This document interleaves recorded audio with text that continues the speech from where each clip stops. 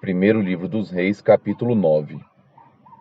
E aconteceu que, quando Salomão acabou de edificar a casa do Senhor, o palácio real, e tudo o que tinha desejado e decidido fazer, o Senhor tornou a aparecer-lhe como tinha aparecido em Gibeão. E o Senhor disse: Ouvi a sua oração e a súplica que você fez diante de mim. Santifiquei o templo que você edificou, a fim de pôr ali o meu nome para sempre. Os meus olhos e o meu coração estarão ali todos os dias. Se você andar diante de mim como fez seu pai Davi, com integridade de coração e com sinceridade, fazendo segundo tudo o que lhe ordenei, e guardando os meus estatutos e os meus juízos, também confirmarei o trono do seu reino sobre Israel para sempre, como prometi a Davi seu pai, dizendo: Nunca lhe faltará sucessor ao trono de Israel. Porém, se vocês ou seus filhos se afastarem de mim e não guardarem os meus mandamentos e os meus estatutos, que eu lhes prescrevi, e se servirem outros deuses e os adorarem, então eliminarei Israel da terra que lhe dei, e lançarei para longe da minha presença esse templo, que santifiquei ao meu nome. E Israel virá a ser motivo de provérbio e de escárnio entre todos os povos. E todo aquele que passar por este templo, agora tão exaltado, ficará espantado e zombará. E perguntarão: por que o Senhor fez isso com esta terra e este templo? E a resposta será: porque deixaram o Senhor seu Deus, que tirou da terra do Egito seus pais, e se apegaram a outros deuses, os adoraram e os serviram. Por isso o Senhor trouxe sobre eles todo esse mal. Ao fim de 20 anos, Salomão havia terminado as duas casas, a casa do Senhor e o palácio real. Como Irão, rei de Tiro, havia trazido a Salomão madeira de cedro e de cipreste e ouro, tanto quanto ele precisava, este lhe deu 20 cidades na terra de Gileade. Irão de Tiro foi ver as cidades que Salomão lhe tinha dado, mas elas não lhe agradaram. Por isso, disse a Salomão: Que cidades são essas que você me deu, meu irmão? Eles deram o nome de terra de Cabu, que é usado até o dia de hoje. Irão tinha enviado ao rei 4 toneladas de ouro. A razão por que Salomão impôs trabalho forçado é essa: construir a casa do Senhor, o seu próprio palácio, a fortaleza de Milo e a muralha de Jerusalém, bem como Azor, Megido e Gézer.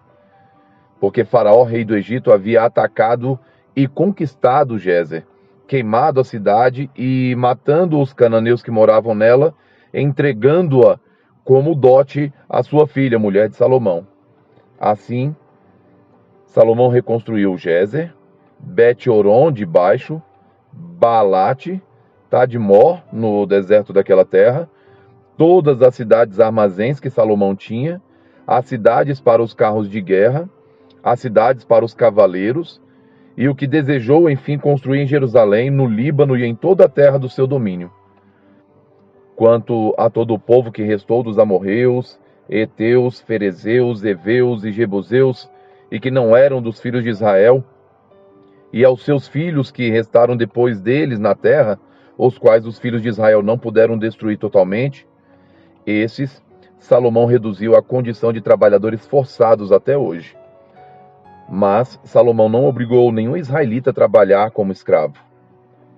Os israelitas eram homens de guerra, seus oficiais, seus comandantes, seus capitães, chefes dos seus carros de guerra e dos seus cavaleiros.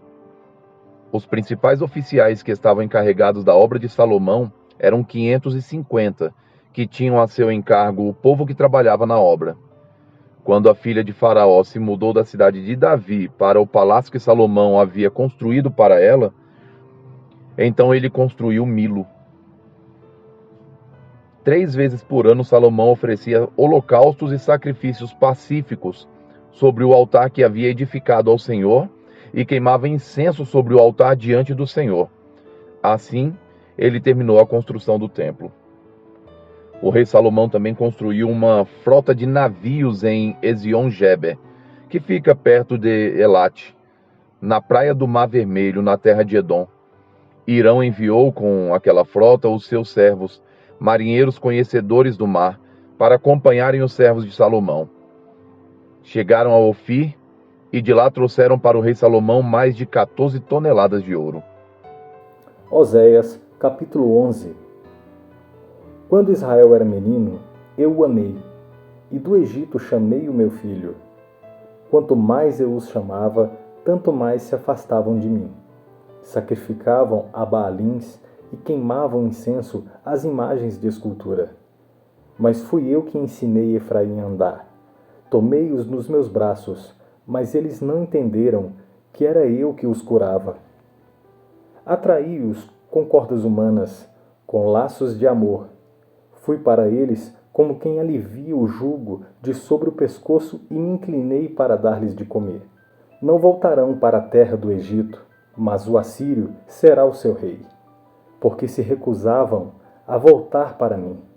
A espada cairá sobre as suas cidades, consumirá os seus ferrolhos e as devorará por causa dos seus caprichos. Porque o meu povo é inclinado a rebelar-se contra mim.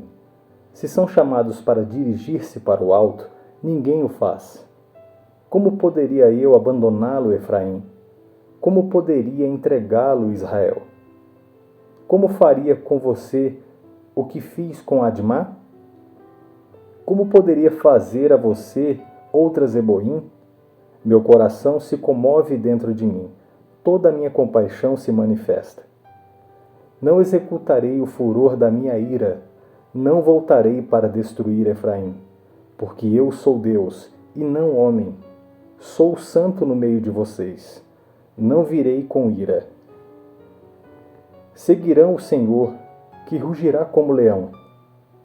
E quando ele rugir, os filhos, tremendo, virão do ocidente. Tremendo como passarinhos, virão os do Egito. E como pombas, os da terra da Síria. Eu os farei habitar em suas próprias casas, diz o Senhor. Efraim me cercou com mentiras, e a casa de Israel com engano. Mas Judá ainda está do lado de Deus e permanece fiel ao Santo. Marcos, capítulo 14, dos versos 32 a 72. Então foram a um lugar chamado Getsêmani. Ali Jesus disse aos seus discípulos: Sentem-se aqui enquanto eu vou orar. E levando consigo Pedro, Tiago e João, começou a sentir-se tomado de pavor e de angústia, e lhes disse: A minha alma está profundamente triste até a morte. Fiquem aqui e vigiem. E adiantando-se um pouco, prostrou-se em terra e orava para que, se possível, lhe fossem poupada aquela hora. Abba, Pai, tudo te é possível. Passa de mim este cálice. Porém, não seja o que eu quero, e sim o que tu queres. E voltando, achou-os dormindo e disse a Pedro: Simão, você está dormindo? Não conseguiu vigiar nenhuma hora? Vigiem e orem para que não caiam em tentação. O espírito, na verdade, está pronto, mas a carne é fraca. Retirando-se de novo, orou pedindo as mesmas palavras. E voltando, achou-os outra vez dormindo, porque os olhos deles estavam pesados, e não sabiam o que lhe responder. E quando voltou pela terceira vez, Jesus lhes disse: Vocês ainda estão dormindo e descansando. Basta, chegou a hora. O Filho do Homem está sendo entregue nas mãos dos pecadores. Levantem-se, vamos embora. Eis que o traidor se aproxima. E logo enquanto Jesus ainda falava, chegou Judas, um dos 12, e com ele uma multidão com espadas e porretes, vinda da parte dos principais sacerdotes, escribas e anciãos. Ora, o traidor tinha dado a eles um sinal. Aquele que eu beijar é esse. Prendam e levem-no com segurança. E logo que chegou, aproximando-se de Jesus, Judas disse: Mestre, e o beijou. Então eles agarraram Jesus e o prenderam. Nisto, um dos que estavam ali, sacando da espada, feriu o servo do sumo sacerdote e cortou-lhe a orelha. Jesus lhes disse: Vocês vieram com espadas e porretes para prender-me como se eu fosse um salteador? Todos os dias eu estava com vocês no templo ensinando e vocês não me prenderam, mas isso é para que se cumprissem as Escrituras. Então todos os deixaram e fugiram. Um jovem coberto unicamente com um lençol seguia Jesus. Eles o agarraram, mas ele largou o lençol e fugiu nu. E levaram Jesus ao sumo sacerdote, e então se reuniram todos os principais sacerdotes, os anciãos e os escribas. Pedro seguiu Jesus de longe até o interior do pátio do sumo sacerdote e estava sentado entre os servos, aquentando-se ao fogo. E os principais sacerdotes e todo o sinédrio procuravam algum testemunho contra Jesus para o condenar à morte, mas não achavam nada. Pois muitos testemunhavam falsamente contra Jesus, mas os depoimentos não eram coerentes. E levantando-se alguns, testemunhavam falsamente, dizendo: Nós o ouvimos declarar: Eu destruirei este santuário edificado por mãos humanas, e em 3 dias construirei outro, não por mãos humanas. Nem assim o testemunho deles era coerente. E levantando-se o sumo sacerdote no meio, perguntou a Jesus: Você não diz nada em resposta aos que depõem contra você? Jesus, porém, guardou o silêncio e nada respondeu. O sumo sacerdote tornou a interrogá-lo: Você é o Cristo, o Filho do Deus bendito? Jesus respondeu: Eu sou, e vocês verão o Filho do Homem sentado à direita de Todo-Poderoso e vindo com as nuvens do céu. O sumo sacerdote, rasgando as suas vestes, disse: Por que ainda precisamos de testemunhas? Vocês ouviram a blasfêmia. Qual é o parecer de vocês? E todos o julgaram réu de morte. Alguns começaram a cuspir nele e cobrir-lhe o rosto, a bater nele e dizer-lhe: Profetize! E os guardas davam-lhe bofetadas. Estando Pedro embaixo do pátio, vendo uma das empregadas do sumo sacerdote, e vendo Pedro que se aquecia, fixou os olhos nele e disse: Você também estava com Jesus o Nazareno. Mas ele negou, dizendo: Não o conheço, nem compreendo o que você está falando. E saiu para o pórtico, e o galo cantou. E a empregada, vendo-o, tornou a dizer aos que estavam ali: Este é um deles. Mas ele negou outra vez. E pouco depois, os que estavam ali disseram outra vez a Pedro: Com certeza você é um deles, porque também é galileu. Ele, porém, começou a praguejar e a jurar: Não conheço este homem de quem vocês estão falando. E no mesmo instante o galo cantou pela 2ª vez.